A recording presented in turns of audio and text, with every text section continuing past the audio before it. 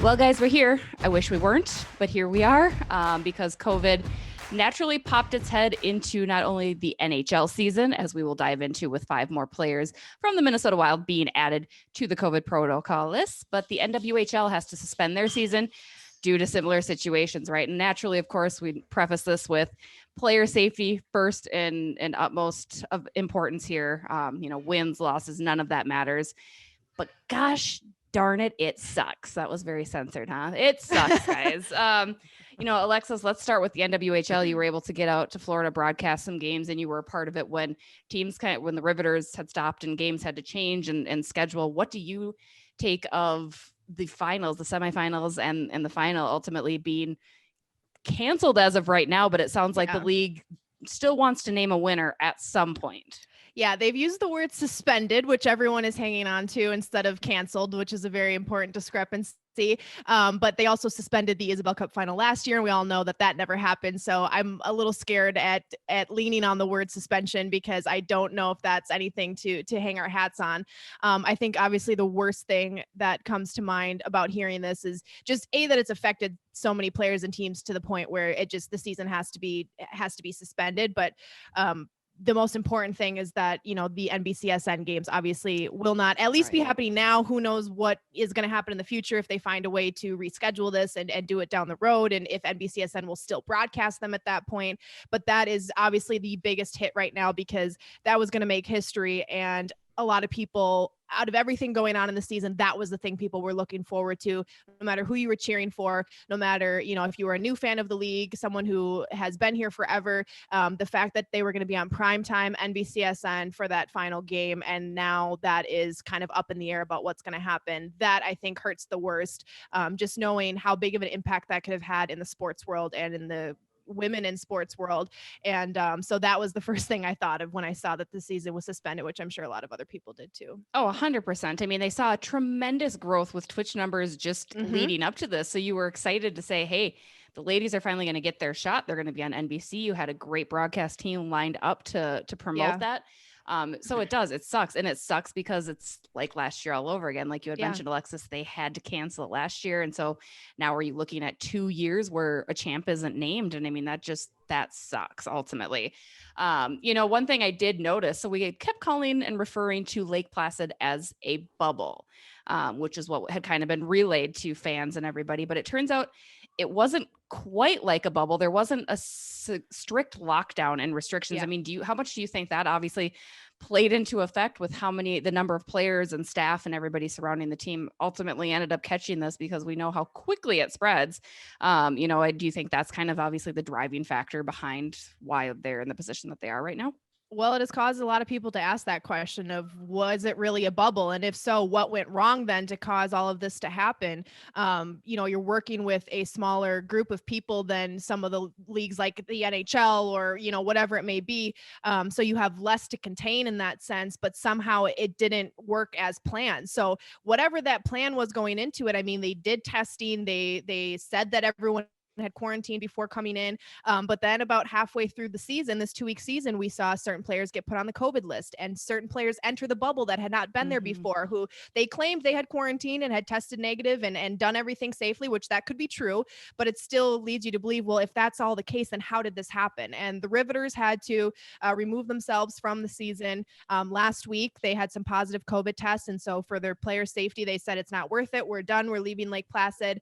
And then the Connecticut Whale, a couple days later, forfeit a game, and they also leave. And they had shared a hotel with the Riveters, so a lot of people think that something happened there where there was some cross contamination and some of their players got sick. And so that kind of seemed like it might have been the last of it. Okay, we got that out of the way. We've got 4 teams remaining. That's all we need to have a semifinals and a final. And then today the news comes out that they have suspended the season. So it's really sad because when a league is this small and trying so hard to get that attention and trying so hard to create a positive light around their league and about what they have to offer, something like this happening could be really detrimental. And like you said, 2 seasons in a row, that's just not good. So hopefully if they figure out a way to finish off the season, they can do it safely and efficiently. But as of right now, all we know is that it's been suspended. And, you do want to say too, it's so quick. Everyone wants to point the finger, right? Yeah. Oh, it's this person's fault. It's this person's fault. It's this. It's like, what did you want people to do? I mean, it's so incredibly hard to get this in action, especially, you forget that the NWHL players have full-time jobs. Again, they are not paid to do this. So they had to take time off of work to go participate. So you could really only do a condensed quarantining to begin with. You couldn't do a big, huge bubble like return to play had done, right? So I mean, there's definitely that to be considered. And of course, yes, it's easy to blame somebody, but I think everybody truly did, starting from the NWHL commissioner and on down. You try your best. And as we're seeing on the men's side of things, segue, transition. Nice segue. Even in the reacts you got it going on. Like that? You like that? No, I mean, now you look at the men's side, they're learning the same thing because they are also not bubbled. And it's clear that the bubble worked, obviously, and the non-bubbles don't. It's just too hard. And there is so much cross contamination. We saw it first with Dallas. And then this week you saw New Jersey come out and they've got 10 players. And then Florida had some issues. And and Buffalo, I mean, it was funny. So Marcus Foligno, for those of you, if you're playing catch up here, was placed into COVID protocol Sunday ahead of the Colorado Avalanche game against the Minnesota Wild here in St. Paul. He was the only player to be placed in protocol. He was just the second Minnesota Wild player to be under that listing. Alex Stalock, who was not with the team, out indefinitely with his injury, had been on it for a couple weeks early on. He'd been removed for about a week or two. So, and I don't know that his interaction was large with the team. So Foligno placed on it on Sunday. Immediately my mind goes to, well, they played Saturday night. Like there has to be some sort of domino effect, right? Why it's hard is he the to only believe one? Yeah. It's just one. And again, the players are doing everything they can to stay strict to their quarantining. It's very limited traveling for them. They're not going out to eat. They're not getting together. They're not doing stuff. They're tested every single day, even on off days. Again, the league, the team, the players are trying to do everything right. And today it comes out that 5 other Minnesota Wild players have also been added to that COVID protocol list, which is Nick Bukestad, Jules Eriksson Ek, Nick Bonino, Marcus Johansson, Marcus Foligno, and I think that's everybody, right? Yes. I think that's everyone, yeah. And so that center depth, that's great. That's all out of there. You got no centers left. And again, to reiterate, COVID protocol does not mean that anybody has tested positive. It doesn't mean that there's been even a false positive. It simply outlines a number of things that could have happened. There could have been a passing or, a family member or friend that had tested positive and some kind of tracing. Right. Yeah. Exactly. So reiterate that. But Alexis, now what do we make of this? I mean, again, now this one even more closely again ties to home because you've got the Whitecaps and the Wild both in the brunt of all of this. Well, I mean, again, we said it right off the top, but their safety is the most important thing. So if this is what the teams need to do, and if they're saying this is what is going to keep them safest, whether they tested positive, didn't, they think they might, whatever it is, they're doing this to keep the players safe. So as frustrating as it is as a hockey fan and someone who covers the teams, to see these kind of things happen, all you hope is that they're going to be okay, and that if there is an issue that they are able to get through it quickly and safely. But when you look at it from a hockey standpoint, this is tough. I mean, the Wild are dealing with some injuries right now. Now they're dealing with some COVID issues. And granted, in the midst of playing against one of the toughest matchups that they've had all season. So it's a really bad timing if you're a Minnesota Wild fan to see this happen to the team. But it's tough. And some of the names that it's happening to are players who have really contributed. And as we've seen with someone like Marco Rossi, who is having lasting effects from COVID, I mean, you hope that doesn't happen. 19 years old, 19 years old athlete, So it doesn't necessarily mean this is going to be over in 2 weeks either. You just hope that if these players are sick or going to get sick, that it's no lasting effect on them and that they can get back to a healthy status and be able to play the game that they love and get paid to play so that we can cover them and watch them. But it's just, if there's any silver lining at all to this, it's that it happened early on in the season and that you're not dealing with some kind of staggered effect midway through the season or come playoff time. I would rather have it happen now and try to get it over with. But again, all I hope for is that the players who've been placed on that list are safe and healthy and get through, however many days or weeks it is safely, so that they can return to the team. I knew I forgot one. Jared Spurgeon, the captain, also placed on the list. He's injured. He was out for, I believe, week to week at the time being for an injury sustained against the first game against the Colorado Avalanche last night. So he is also on that list.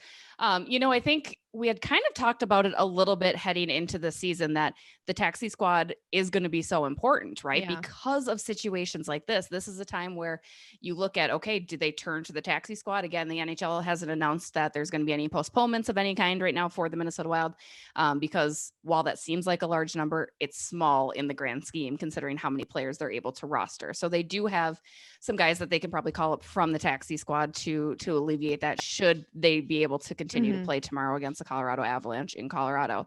I mean, do you think the taxi squad guys are ready to go? I mean, we saw a great, when with the injuries and with Marcus Foligno going out on Sunday, you saw Kyle Rao and Luke Johnson step in, and Gerald Mayhew as well. And they performed well, and they continued to play. And again, interesting to note, Marcus Johansson and Spurgeon are hurt. So that's really two that they'd already been without, right? And Kevin Fiala comes back tomorrow night as well. So do you think the taxi squad team is up for the task to show what they got on the NHL level? Well, I always say that a sign of a good team is being able to fill big shoes when the shoes are empty. And so you hope that, the taxi squad guys can, thank you. Yeah. Right. Put that on a pillow. Yeah. You'd hope that the taxi squad guys can come in and fill those shoes. And even though they might not be on this team long-term this season, even if they might only get a couple game appearances, at least then the players can get, to know each other a little bit. We can see what they're capable of, and give Wild fans a little bit of hope moving forward that, hey, some of these younger guys might have some potential once they get up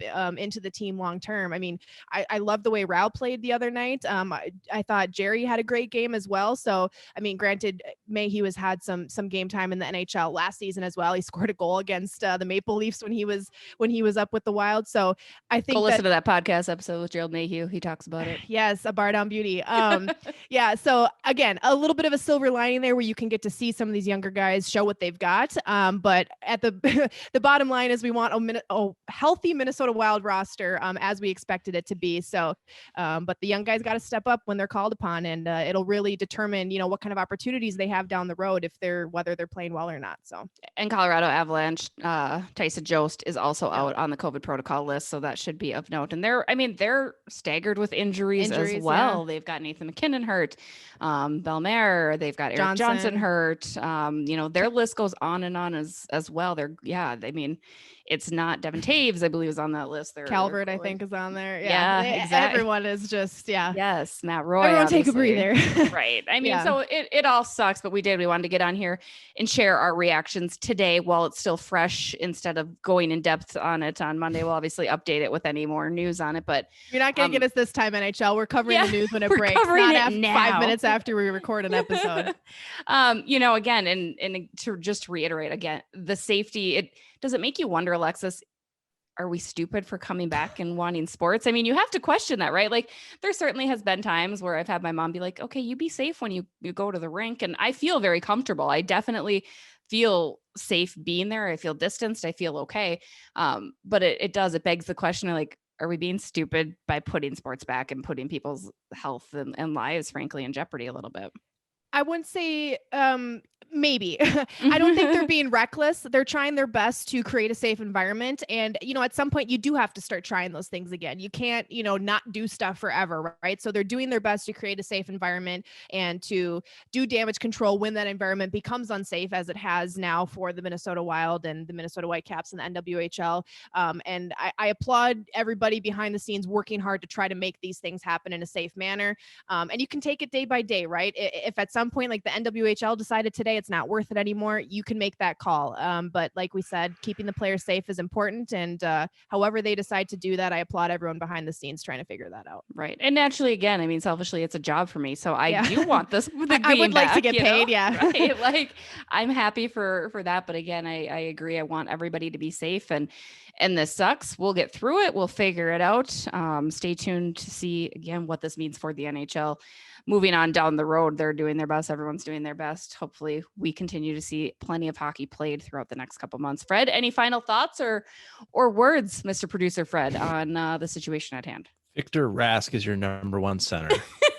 Don't even talk about it. My only thing. Yeah. He's the number one center, Victor Rask. Yeah. 10 people just unsubscribed. Up for the task, Victor Rask. Victor Rask tally, 1 for Fred. No, yeah, I'm eager to see what the Lions look like should they play tomorrow, and don't get mad, guys. It is what it is. We knew Cross this. that bridge when we get to it. Right. For those that don't have Fox Sports North, it doesn't matter. You won't see it. Sorry. Not bad. Now you just made a whole other group of people angry. Love you all, but thank you for make sure to subscribe so you get more one-off videos. Like I said, we like to cover some different topics here on our YouTube channel exclusively. Still looking for a sponsor, so if you want to sponsor our YouTube channel, let us know. Please We're all sponsor in us. on it. Yeah, exactly. But again, subscribe, rate, like, share with your friends. Be sure to check out our newest episode with assistant captain of the Kenyon Lions, Pato. He was awesome. It was epic. We've got more great guests coming on up. So stay tuned. And hey, Alexis, shout out for National Girls and Women's Day. So Yeah, shout out National Girls and Women's and Sports Day. yeah, Fred, give them a shout out. Come on. that's to us. Congratulations. Oh my Thanks. God. I know. My husband was like, should I say congrats to you or something today? I was like, Congrats yeah. on being a woman. I know. and working in sports. He's like, didn't you guys just have one of these? I'm like, that was international. It does feel like it's women's every sports." month. Every month it feels like as it every should other day. be. I know. It's not easy being a lady, but Not here we easy. are. But all right, guys, we'll have a great night. Stay tuned for more on this, and we'll catch you later. Bye.